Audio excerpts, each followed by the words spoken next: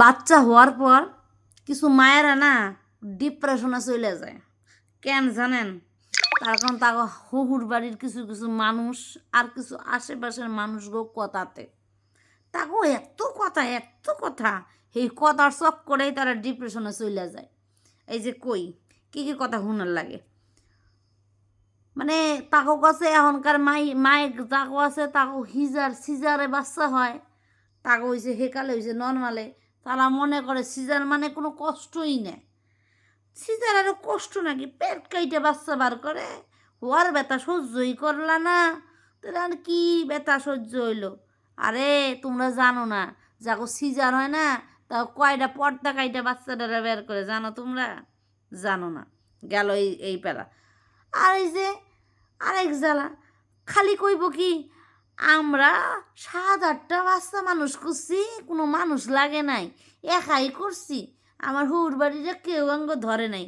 আর তুঙ্গ নতুন নতুন বউ যে কত ঢং দেখি, একটা করে বাচ্চা নিবা, হ্যাঁ? তাও তোমরা একটা বাচ্চা নিয়ে মানুষ করবে পাও না, তুঙ্গ বাচ্চা বলে এইটা করে সেইটা করে। আরে আমরাও তখন ছিলাম, আমার মায়েরাও আঙ্গরে মানুষ করছে। তুঙ্গ এখনকার যে পুলাইপানগুলা হইতেছে, গেদাগেদিগুলা হইতেছে, আমরা কি এমন ছিলাম? তোমরা কি কও তো? তখন আমরা এরকম ছিলাম না। আগেকার দিনের মায়েরা কাঁথাতে হুয়াইতো, এখনকার মায়েরা কি করে? যেমন আমি আমার গেদাগেদির ক্ষেত্রে করছি, প্যাম্পার্স পরে রাখছি, হ্যাঁ, যে রাইতেবেলায় সারাদিন এত কাম করার পরে রাইতেবেলায় মনে হয়, আর বাচ্চার ঠান্ডা লেগে যায়, তাহলে পেশাবের মধ্যে হুইয়া থাকলে, হ্যাঁ, আর কি কইব? আমরা এতগুলা কাঁথা ধুইছি, হ্যাঁ, সারাদিন কাম করছি, রাইতেবেলায় খালি একটু পর কাঁথা পাল্টাইছি, আর তুঙ্গ কি পাশার মধ্যে প্যাম্পার্স পরাইতে লাগে। আরে জ্বালা, তোমরা কি করছো গো? আমরা নতুন নতুন মায়েরা এই যুগের সাথে এই যুগে তুলনা করলে হইবেও? হ্যাঁ, এখনকার বাচ্চা গো কিছু হইলে জন্ম পেট থেকে বাড়িলেই অসুখ, ডাক্তারের কাছে দৌড়া লাগে। তখনকার বাচ্চা কোথাও তো অসুখ টসুখ হয়েছিল না, হ্যাঁ? তাহলে তখনকার সাথে এখনকার এগুলা বাচ্চার তুলনা করলে চলবে? হ্যাঁ, গেল।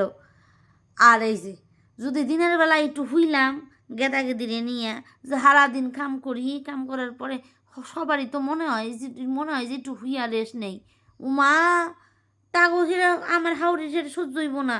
কি করবো জানো?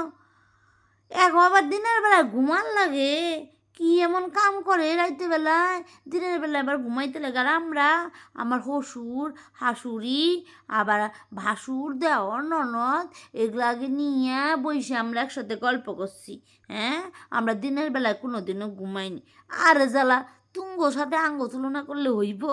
হ্যাঁ, তুমি হে কালে তোমরা কী কী ছিলে, আমরা এমন কি আছি, এগুলো যদি তুলনা করো তাহলে চলবো? তাহলে এই কথাগুলো যদি শুনতে লাগে, তাহলে মায়েরা ডিপ্রেশনে যাইব কি না যাইব? হ্যাঁ, এত এগুলা কথা শুনলে পরে মানে কি যে এরা আগেকার দিনে মা হইয়া বউ হইয়া যে কি মহাভারতের অশুদ্ধ কাজ করছিল, আর আমরা এখনকার বউ হইয়া যে কি অশুদ্ধ কাম করি।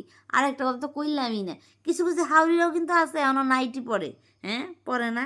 আর কিছু কিছু হাউরির আছে পরে না। আর যেই বাড়ির বউরা নাইটি পরে গো, যারা হাউরিরা নাইটি পরে না, রাগও একেবারে, তাকে বলে গরমই লাগে। আঙ্গ মনে হয় গরম লাগে নাই, বিয়ার পরে আবার কি বউ মানুষের নাইটি পরা গো? হ্যাঁ, আমরা তো কোনোদিনও পড়ি নাই ওগুলো ছাতা। আর তো এখনকার বউ গো কত নচল্লা, নাইটি পরে কাম করে, চুড়িদার পরার লাগে।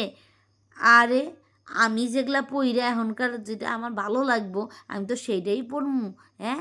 আর আমার বাড়ির লোক যদি কোনো অসুবিধা না হয়, আমার আমি যদি না হয়, তোমরা কেন আগেও কইবার নিগে?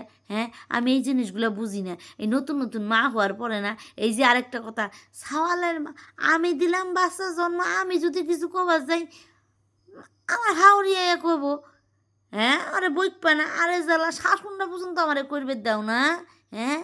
যখন কিছু জেদ করে তখন বলে মায়ের নিগা হইছে, মা এমন তো ছাওয়া এমন। তাহলে আমি যখন ছাওয়ারে, আমি যখন গেদিরে, যখন আমি যখন শাসন করি, তোমরা কেন আমারে বাধা দাও?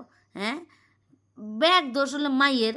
হ্যাঁ, তাহলে এগুলা কথা এগুলা শুনতে শুনতে না মাথাটা শেষ।